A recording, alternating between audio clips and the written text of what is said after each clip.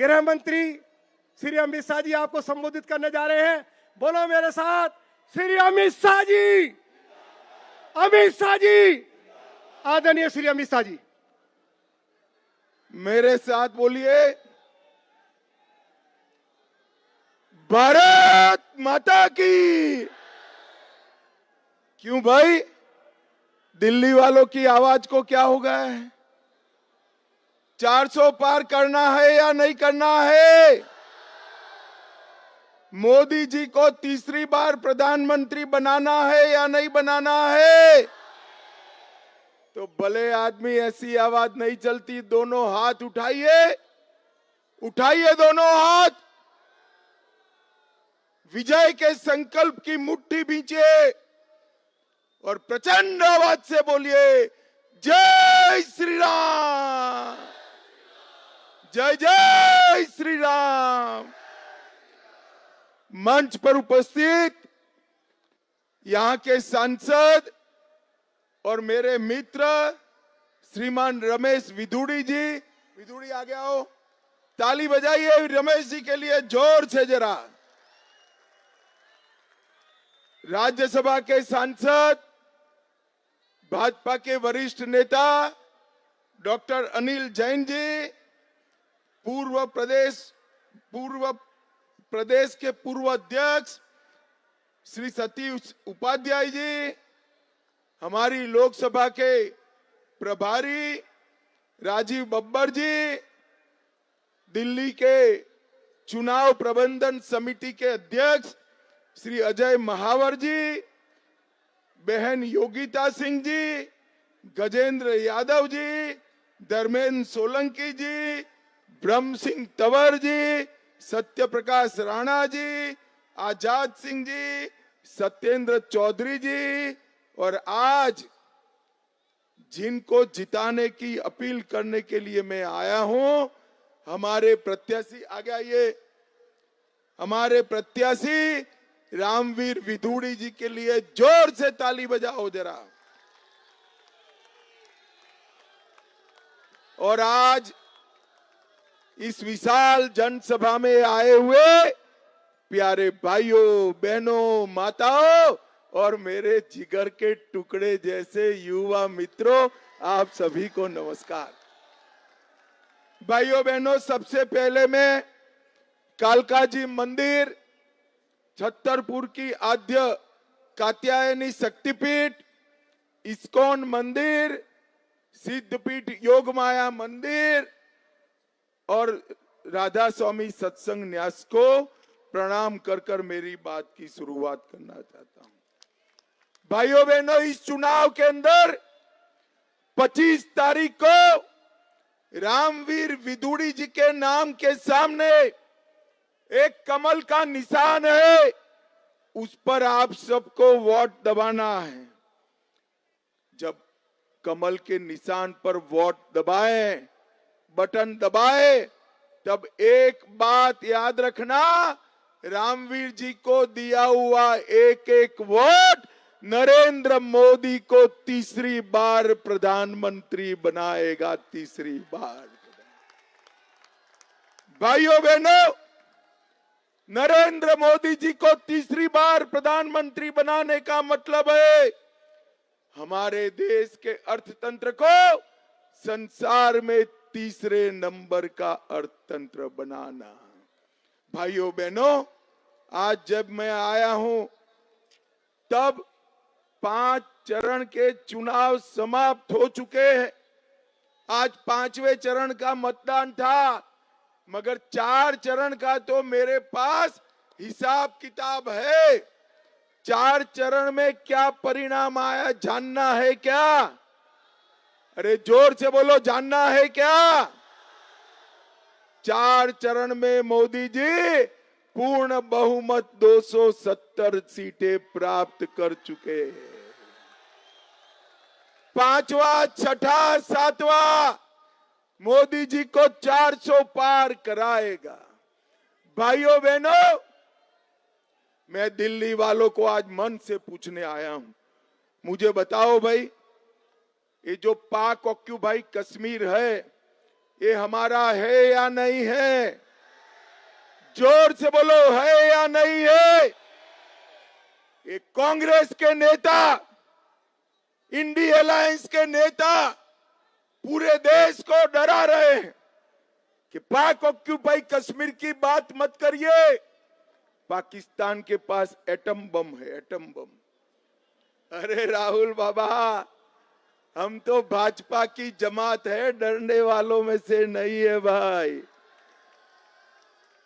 मैं आज दिल्ली वालों को कहकर जाता हूं, राहुल बाबा डंके की चोट पर मेरी बात सुन लो। पाक ऑक्यूपाई कश्मीर भारत का है, रहेगा और हम उसको वापिस लेकर रहेंगे, ये हमारा वादा है। भाइयों बहनों, एक खरगे जी कहते हैं दिल्ली और राजस्थान वालों का कश्मीर से क्या लेन देन है? भाई मुझे बताओ, ये कश्मीर हमारा है या नहीं है? अरे जोर से बोलो जरा। खरगे महाराज 80 पार कर गए, मगर आप भारत को जान नहीं पाए। ये दिल्ली का बच्चा बच्चा कश्मीर के लिए अपनी जान दे सकता है, जान दे सकता है। भाइयों बहनों, कांग्रेस पार्टी ने 70 साल तक धारा 370 को अपने अनौरस बच्चे की तरह संभाल कर रखी। मोदी जी को आपने दूसरी बार प्रधानमंत्री बनाया, दिल्ली वालों ने 7 की 7 सीटें दे दी। मोदी जी ने 5 अगस्त 2019 को धारा 370 को समाप्त कर दिया, समाप्त। और कश्मीर, लाल चौक, जहां तिरंगा नहीं फहरता था, वहां भारत का तिरंगा फहराने का काम नरेंद्र मोदी जी ने किया। और ये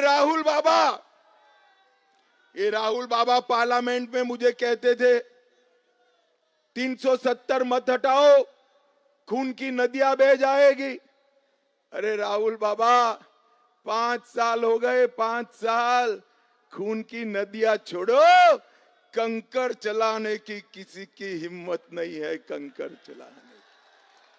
भाइयों बहनों, नरेंद्र मोदी जी ने इस देश से आतंकवाद को समाप्त किया है।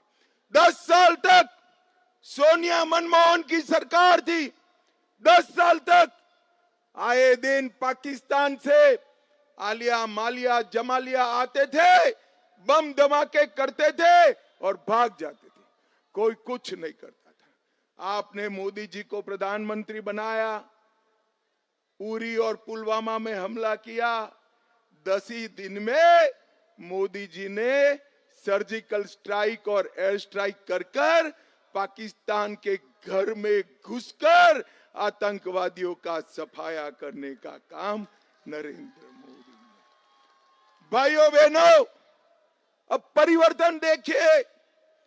पहले आजादी के नारे हमारे कश्मीर में लगते थे, अब आजादी के नारे पाक ऑक्यूपाई कश्मीर में लगते हैं। भाइयों बहनों, पहले पथराव यहां होता था, आज वहां स्ट्राइक हो रही है। भाइयों बहनों, पहले यहां टूरिस्टों को आने नहीं देते थे, वहां आटे खाने के भी लाले पड़े हुए हैं, आटा खाने के भी लाले पड़े हुए। ये परिवर्तन नरेंद्र मोदी जी के कारण आया है। भाइयों बहनों, ये राहुल बाबा कहते हैं हम अगर वापिस आएंगे तो 370 को वापिस लाएंगे। आप चाहते हो 370 वापिस आए? जरा जोर से बोलो, चाहते हो? भाइयों बहनों, मोदी जी ने ट्रिपल तलाक समाप्त कर दिया। ये राहुल बाबा कहते हैं हम आएंगे तो ट्रिपल तलाक वापिस लाएंगे। मोदी जी हिंदू, बौद्ध, सिख, जैन शरणार्थियों को नागरिकता देने के लिए सीए लेकर आए।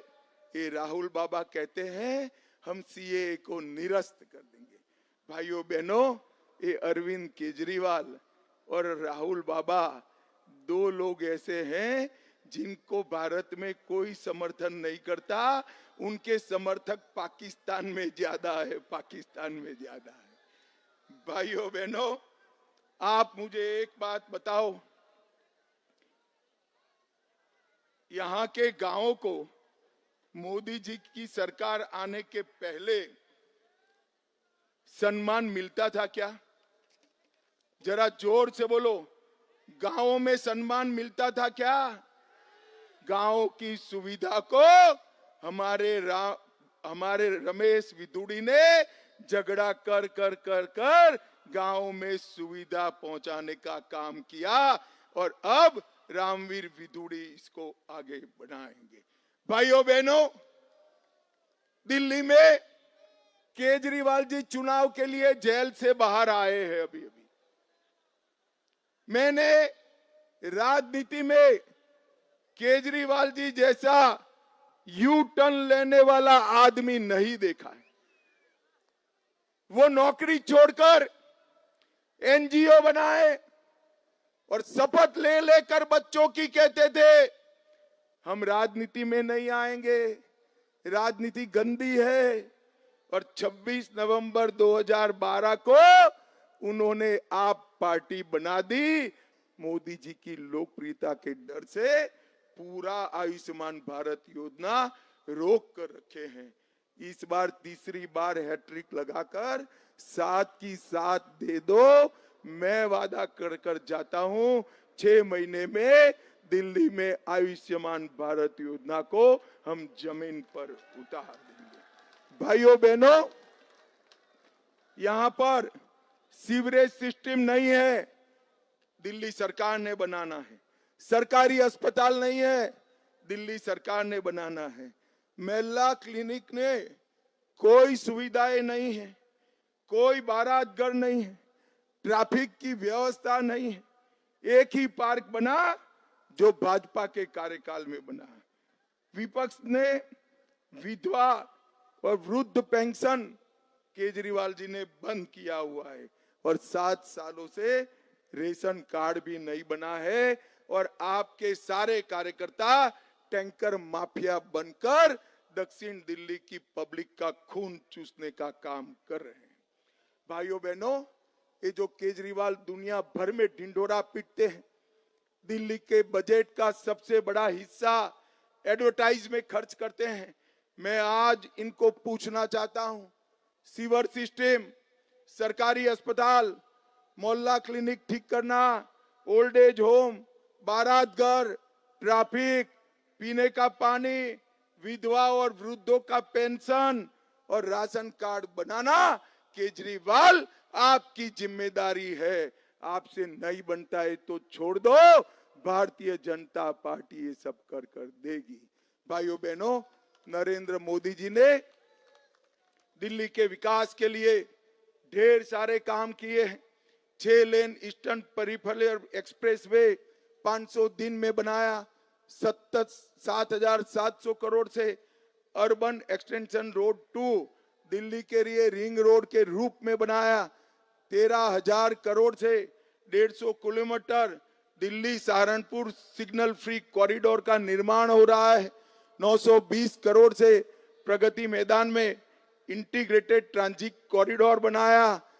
कुंडली से पलवल को जोड़ने वाला 6 लेन ईस्टर्न पेरिफेरल एक्सप्रेसवे पूरा किया। महरौली बदरपुर रोड का चौड़ीकरण किया। सिग्नल मुक्त कॉरिडोर यमुना किनारे बनाया। आनंद बिहार बस टर्मिनल से पीरागढ़ी तक 30 किलोमीटर का रोड बनाया। द्वारका एक्सप्रेसवे बनाया। और इसके साथ साथ मोदी जी ने पूरे एशिया का सबसे बड़ा कन्वेंशन सेंटर हमारा यशोभूमि भी दक्षिणी दिल्ली में बनाने का काम नरेंद्र मोदी जी। 850 एकड़ में इकोलॉजिकल पार्क बन रहा है और आईजीआई हवाई अड्डा, 4 रनवे और 1 एलिवेटेड टैक्सी वाला देश का पहला हवाई अड्डा बनाने का काम भी नरेंद्र मोदी जी ने किया। 8,000 करोड़ रुपया नरेंद्र मोदी जी ने दिल्ली के अस्पतालों के लिए खर्च करने का काम किया है। मैं आज केजरीवाल को कहने आया हूं कि भैया मैंने तो हिसाब दे दिया, आप आपका हिसाब लेकर कब आओगे? अरे मोदी जी को आपका जय श्री राम मैं पहुंचा दूंगा, मगर केजरीवाल से हिसाब मांगोगे या नहीं मांगोगे? देखो भाई, 1 तारीख से पहले मांगना, नहीं तो फिर तिहाड़ में जाना पड़ेगा आपको। 1 के पहले मांगना, जरा मांगोगे क्या? भाइयों बहनों, अंत में मैं एक बात पूछना चाहता हूं, अयोध्या में राम मंदिर बनना चाहिए था या नहीं बनना चाहिए? बनना चाहिए था या नहीं बनना चाहिए? 70 साल से कांग्रेस और इनके साथी राम मंदिर को रोक कर बैठे थे।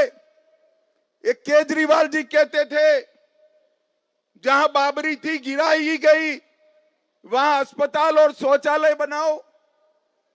अब राम मंदिर के मुद्दे को आपने दूसरी बार प्रधानमंत्री को प्रधानमंत्री बनाया, मोदी जी प्रधानमंत्री बने, 5 ही साल में केस भी जीता, भूमि पूजन भी किया और 24 जनवरी को प्राण प्रतिष्ठा कर कर जय श्री राम कर दी।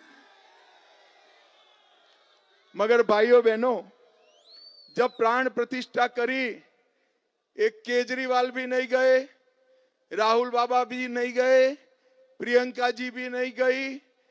उनको निमंत्रण तो था, क्यों नहीं गए मालूम है आपको? मालूम है? नहीं है ना? मैं बता दूं, वो अपनी वोट बैंक से डरते हैं। उनकी वोट बैंक कौन है मालूम है? दक्षिण दिल्ली वालों, मालूम है कौन है भाई?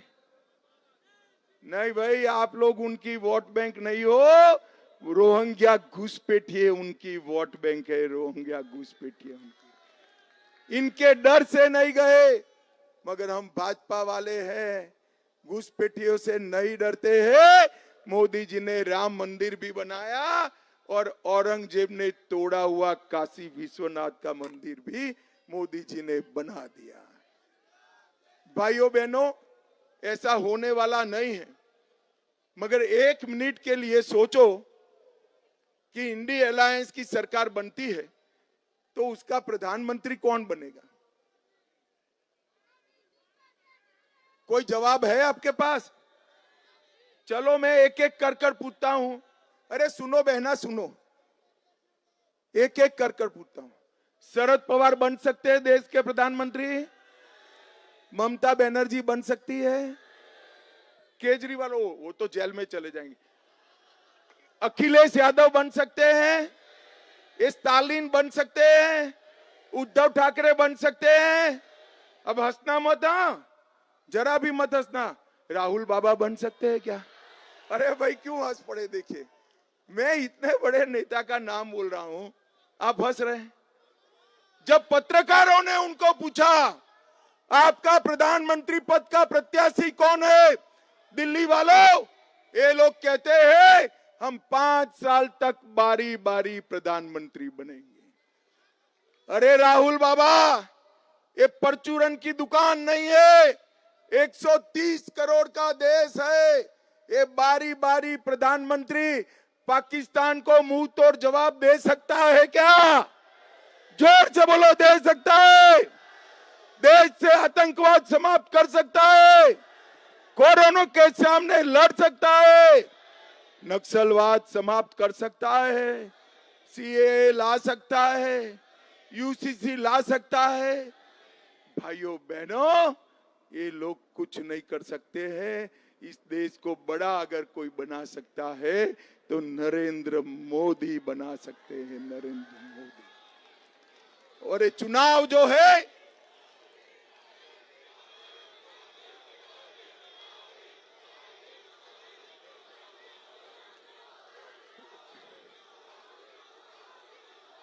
भाइयों बहनों, बोलो भारत माता की। ये चुनाव जो है रामवीर विदुड़ी जी को सांसद बनाने का नहीं है। वो तो सांसद बनेंगे ही, मगर उनको सांसद बनाते ही नरेंद्र मोदी प्रधानमंत्री बनने वाले हैं। तो बताओ दिल्ली वालों, क्या फैसला है? रामवीर जी आ गया, रामवीर जी को प्रचंड बहुमत से जिताओगे क्या? कमल के निशान पर बटन दबाओगे क्या? 400 पार कराओगे क्या? मोदी जी को फिर से प्रधानमंत्री बनाओगे क्या? महान भारत बनाओगे क्या? पूर्ण विकसित भारत बनाओगे क्या? आत्मनिर्भर भारत बनाओगे क्या? तो मेरे साथ दोनों हाथ उठाइए, मुट्ठी भींचे और प्रचंड आवाज से बोलिए, जय श्री राम, जय जय श्री राम, भारत माता की, वंदे वंदे वंदे। आप सभी का बहुत बहुत धन्यवाद। सुबह सुबह मतदान करना, गर्मी है, कमल के निशान पर इतना गुस्से से बटन दबाना कि 1 तारीख को केजरीवाल को याद रहे कि तिहाड़ में वापिस जाना है। आप सभी को नमस्कार। मैं आदरणीय रामवीर सिंह बिधूड़ी जी से निवेदन करूंगा कि हमारे भारत के यशस्वी गृह मंत्री जी का बुके देकर स्वागत करेंगे और बड़ी माला से हमारे यहाँ के सांसद, हमारे यहाँ से प्रत्याशी और डॉक्टर अनिल जैन जी जो राज्यसभा के सांसद हैं, और हमारे दोनों जिले के अध्यक्ष राजकुमार चौटाला जी और रणबीर तंवर जी और ब्रह्म सिंह तंवर जी, सतप्रकाश राणा जी पूर्व विधायक, मैं इनसे निवेदन करूंगा वो माला में सभी आए। और बाकी कार्यकर्ता, मेरा निवेदन है बड़ी माला से आप जोरदार ताली बजाकर स्वागत करेंगे। हमारे देश के यशस्वी गृह मंत्री आदरणीय अमित शाह जी का ताली से आप लोग सब स्वागत करें। यह संगम बिहार का सौभाग्य है कि आदरणीय अमित शाह जी हमारे यहाँ पर आए और उन्होंने हमारा इतना ओजस्वी भाषण यहाँ पर हमारा मार्गदर्शन किया। और मैं पूरे दक्षिणी दिल्ली संसदीय क्षेत्र की तरफ से, हमारी यहाँ की जनता की तरफ से आदरणीय अमित शाह जी को ये आश्वासन देते हैं, आप आश्वासन देते हैं ताली बजाकर कि आप लोग 5 से 10 लाख के बीच में आदरणीय रामवीर सिंह जी को और मोदी जी को यहाँ से जिताकर भेजेंगे।